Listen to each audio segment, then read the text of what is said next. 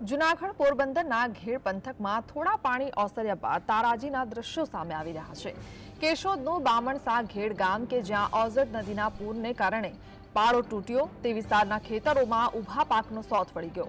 મગફળીનો પાક જમીનદોસ્ત થઈ ગયો તો બગીચાઓ પણ નષ્ટ થઈ ગયા। ઉપરથી ઘણા ખેતરો જમીન ધોવાણના કારણે વેરાન થઈ ગયા છે। ખેડૂતોએ ઘેડ પંથક માટે ખાસ રાહત પેકેજની સરકાર પાસે માંગ કરી છે।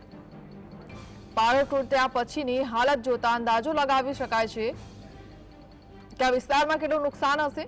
આ વિસ્તારમાં ખરીફ પાકનું વાવેતર કરનાર ખેડૂતોને કેટલું નુકસાન થયું છે। અત્યાર સુધીમાં પાક નુકસાનની વળતરની જાહેરાત બાદ પણ ઘણા વિસ્તારોમાં સહાય માટે તરવરની વાડી જેવો ઘાટ સર્જાયો છે।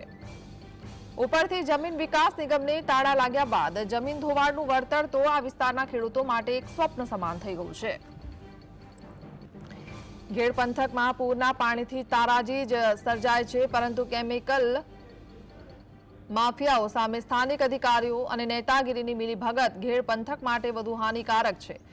એમ કહીએ તો પણ ખોટું નથી કે કેમિકલ માફિયાઓએ ઘેડ પંથકના 58 થી 60 ગામડાઓ બાનમાં લીધા છે અને તેની સામે તંત્ર જાણે નતમસ્તક છે। ધોરાજી અને જેતપુરથી આવતી ઉબેણ નદીમાં ડાઇંગ ઉદ્યોગકારો કેમિકલવાળું પાણી છોડે છે અને ઉબેણ નદી ઓઝતમાં ભળ્યા બાદ ભારે વરસાદની સ્થિતિમાં 50 થી વધુ ગામડાઓમાં ફરી વળ્યા છે।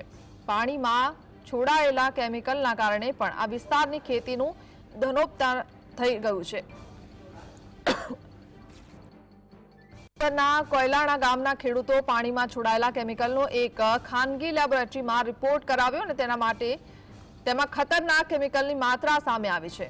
સ્થાનિકોના કહેવા અનુસાર જેતપુર ધોરાજીના ડાઇંગ ઉદ્યોગકારો વરસાદી પૂરમાં કેમિકલ ઉબેણ નદીમાં છોડી દે છે। વધુ નુકસાનકારક કેમિકલનો સંગ્રહ કરવામાં આવે છે અને વધુ વરસાદ આવે ત્યારે ઉબેણ નદીમાં છોડી દેવામાં આવે છે। નદી કાંઠે આવેલી પ્રોપર્ટીમાં બનેલી ટાંકીઓ ઉદ્યોગકારો વધુ નુકસાનકારક કેમિકલના સંગ્રહ માટે ભાડે રાખે છે અને ચોમાસામાં ઝેરી કેમિકલ ઉબેણ અને ઓઝેદ નદી મારફતે અસંખ્ય ખેતરોમાં પહોંચે છે।